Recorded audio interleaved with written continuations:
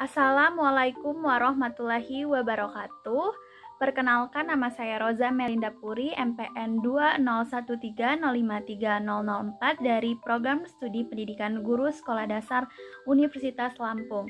Di sini saya akan menerapkan atau mengimplementasikan model pembelajaran secara langsung atau direct instruction, di mana pengertian dari model pembelajaran secara langsung ini adalah sebuah pendekatan atau cara mengajar yang bersifat teacher center atau berpusat pada guru. Pada model ini, guru menjadi pusat pembelajaran, yang dimana informasi yang didapatkan siswa bersumber dari guru, namun bukan berarti guru yang memberikan pengetahuan secara linier. Nah, untuk itu silakan disimak videonya dan selamat menyaksikan. Selamat pagi anak-anak, bagaimana kabarnya hari ini? Alhamdulillah baik. Nah, hari ini Ibu akan menjelaskan atau memberikan materi kepada kalian tentang mengenai penyebab gangguan pada organ pencernaan.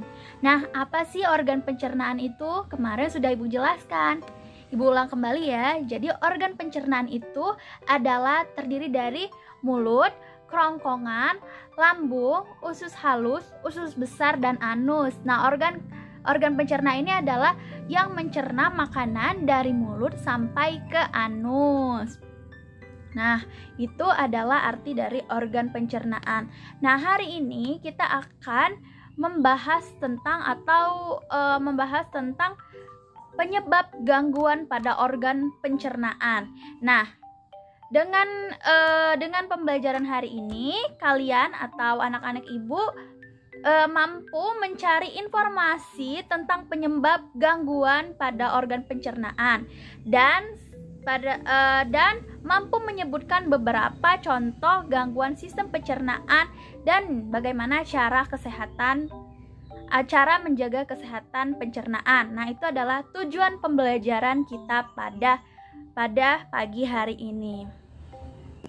Nah, yang pertama, faktor penyebab diare. Diare ditandai dengan encernya tinja atau feses yang dikeluarkan atau buang air besar dengan frekuensi lebih sering dibandingkan dengan biasanya.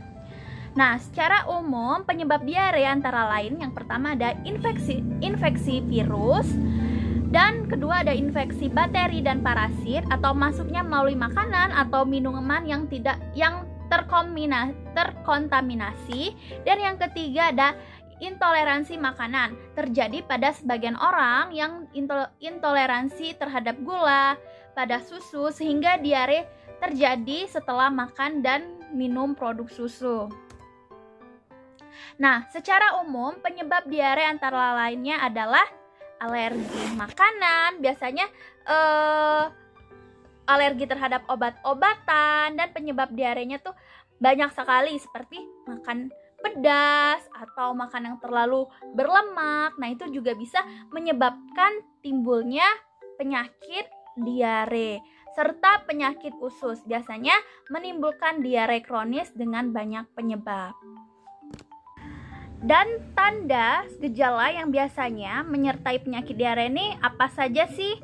Nah, tanda-tandanya kalau kita sudah terkena diare, yang pertama, buang air besar, encer, dan sering. Yang kedua, kram perut. Yang ketiga, nyeri perut. Keempat, demam. Kelima, darah dalam tinja. Keenam, kembung. Nah, jika kalian merasa sudah ada tanda-tandanya yang Ibu sebutkan tadi, maka kalian itu termasuk terjadinya gangguan pada sistem pencernaan kalian. Artinya kita harus segera ke dokter dan berobat. Nah, karena Ibu tadi sudah menjelaskan kan bagaimana terjadinya gangguan pada sistem atau organ pencernaan kita ini semuanya berasal dari makanan. Nah, bagaimana sih cara kita untuk mencegah gangguan pada organ pencernaan itu?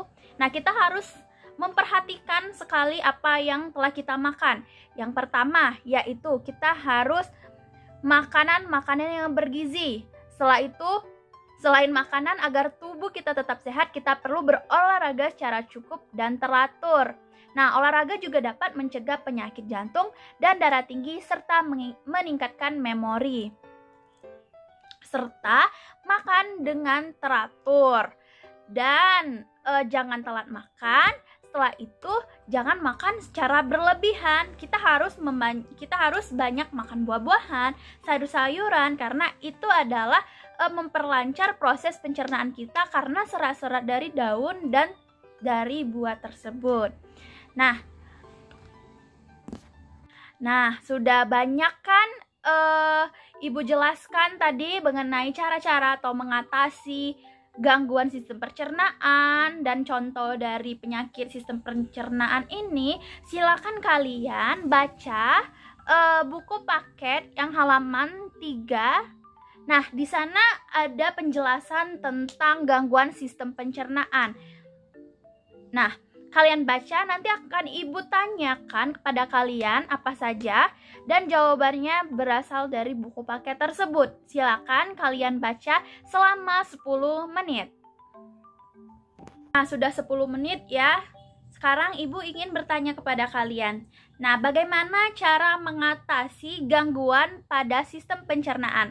Tadi sudah Ibu jelaskan dan di buku paket yang telah kalian baca itu sudah tertera. Silakan, siapa yang ingin menjawab? Iya, Andi, silakan. Benar sekali, beri tepuk tangan kepada Andi.